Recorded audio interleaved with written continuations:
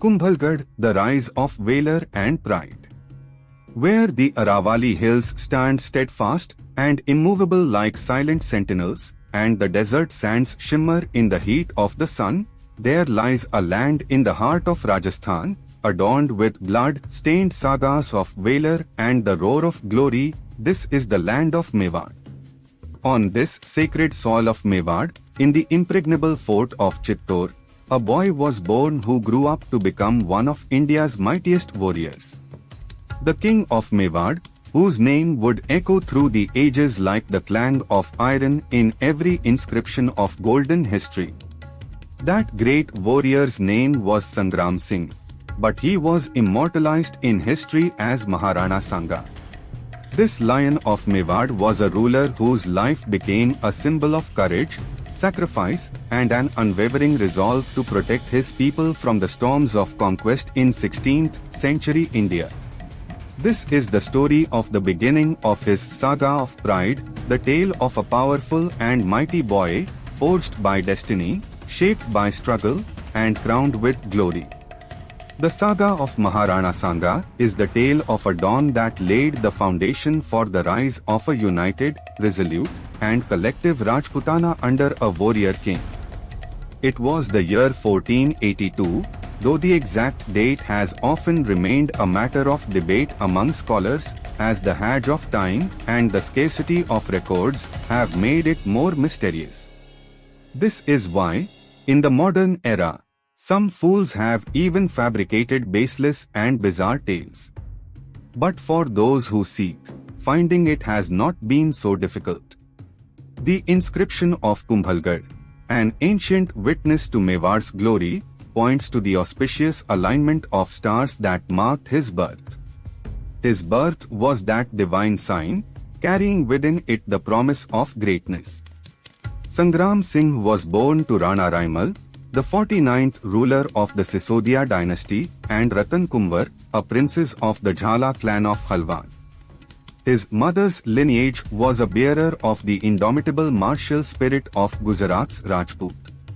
The Sisodias were no ordinary clan. They traced their lineage to the sun, claiming the heritage of the Suryavanshi kings of Ayodhya, a tradition that imbued them with a sacred sense of duty.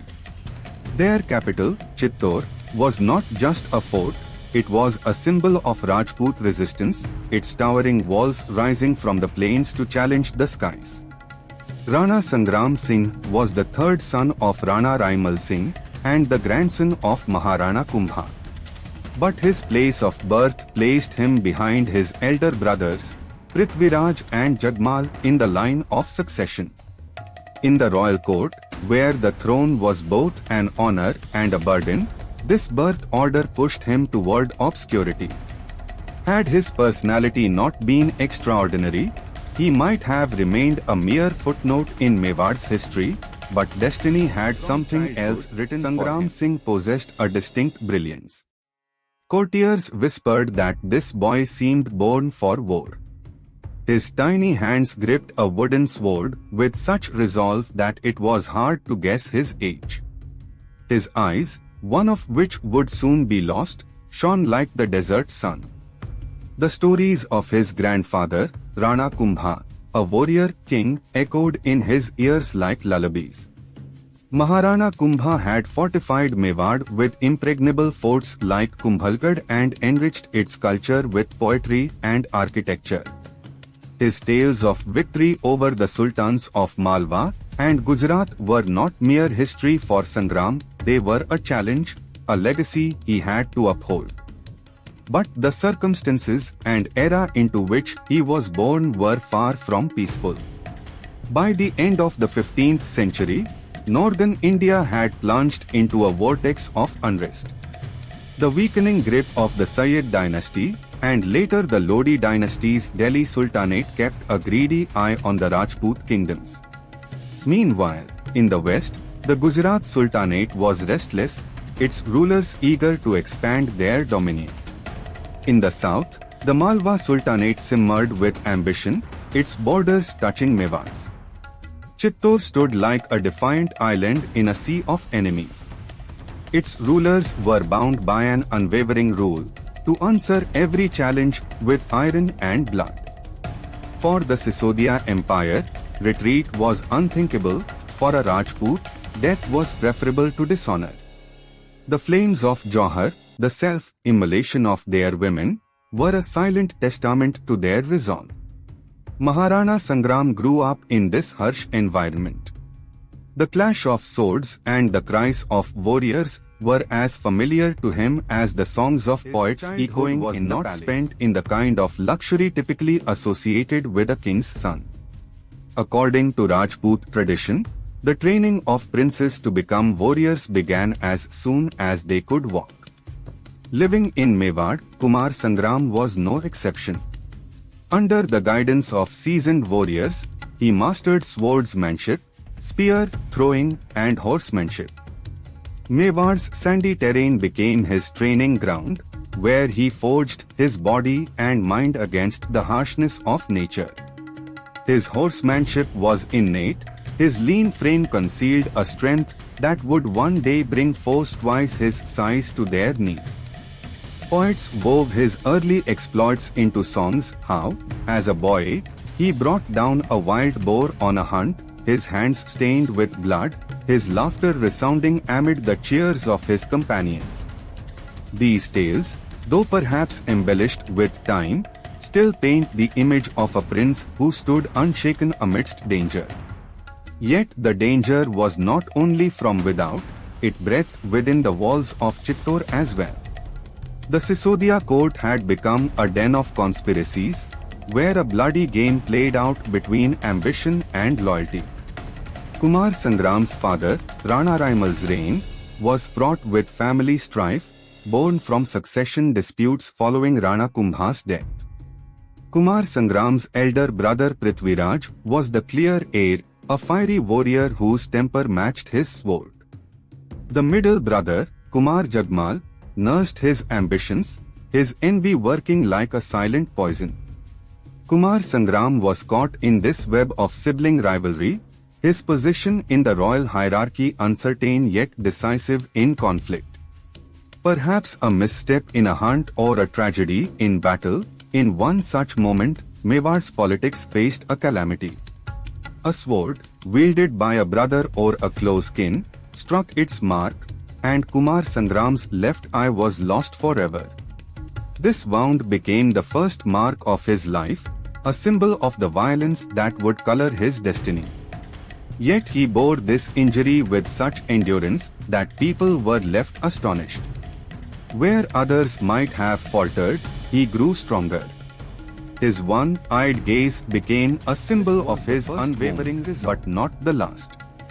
As he stepped into adolescence, Kumar Sangram's martial prowess became the talk of Mewar. From time to time, he joined his father's campaigns against neighboring chieftains and encroaching sultans. Each battle added a new chapter to his legend. His body and rule became a canvas of war, where sword cuts, arrow marks, and every injury became medals of honor. The Rajput code dictated that a warrior lead from the front, and Kumar Sangram embraced this wholeheartedly. He was not yet a Rana, but he had already emerged as a leader. When hope faltered, his voice rallied the people, his presence became a shield against despair. Poets wove his name into songs, and ballads of valor began to take shape with the word Sangram, the incarnation of war. But life was not so simple. In 1508 or 1509, Rana Raimal's death plunged Mewar into chaos. The throne, a center of power and peril, became a prize stained with blood and betrayal. The eldest brother, Prithviraj, staked his claim first, his fiery spirit promising a victorious reign. But his rule was short-lived. Like the dark tales of Rajput history, a betrayal poisoned him at the hands of his brother-in-law, whose name was erased in shame. Jagmal stepped forward, his ambition laid bare, but his claim was weak, his support wavering. The court fractured, factions formed, and Mewar teetered on the brink of civil war. From this vortex, Sangram Singh emerged not as a usurper but as a savior. The deaths of his brothers, whether by fate, internal strife, or conspiracies, cleared the path, but his own merit won him the throne. The war-weary nobles of Mewar saw in him an invincible warrior and a redeeming figure who could unite them. The Rana of Mewar who would protect their existence and honor from the coming storms. In 1509, Rana Sangram Singh became Maharana Sanga, the 50th ruler of Mewar. He was no longer the third son, nor a one-eyed boy. He was now the pride of Mewar, a Maharana, a title bearing the weight of 7 years of age. He stood tall despite his wounds. His broad shoulders bore the burden of a kingdom surrounded by conspiracies and enemies. His coronation within Chittor's walls was a solemn ceremony, but amid the chants, the clang of swords resounded. The crown he wore was not of gold but of resolve. That resolve was a vow to protect Mewar at any cost.